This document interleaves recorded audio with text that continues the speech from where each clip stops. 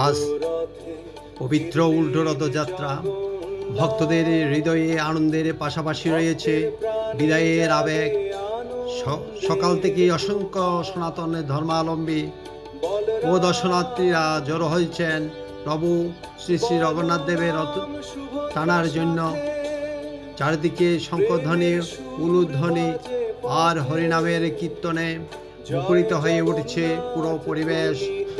সবাই একই সঙ্গে প্রার্থনা করছেন, জয় জগন্নাথ, জয় বলরাম, জয় সুভদ্রা।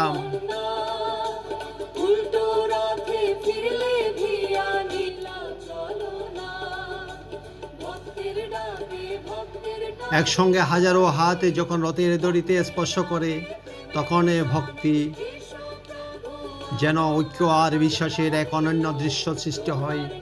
প্রচলিত বিশ্বাস অনুযায়ী ভক্তিভরে রথ টানলে জীবনে শুভ ফল লাভ হয় এবং প্রভুর আশীর্বাদের লাভ করা যায়।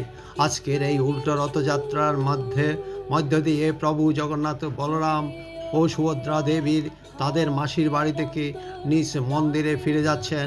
তাই আনন্দের সঙ্গে মিশে আছে এক মধুর বিদায়ের অনুভূতি।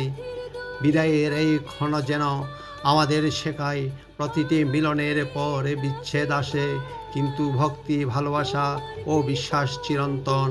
আমরা প্রার্থনা করি, প্রভু জগন্নাথ সকলের জীবনে শান্তি, সুখ, সুস্বাস্থ্য ও সমৃদ্ধি দান করুন।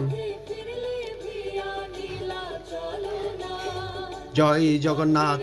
আগামী বছরে আবার এই পবিত্র রথযাত্রার আনন্দে মিলিত হওয়ার প্রত্যাশায় সবাইকে আন্তরিক শুভেচ্ছা ও আশীর্বাদ।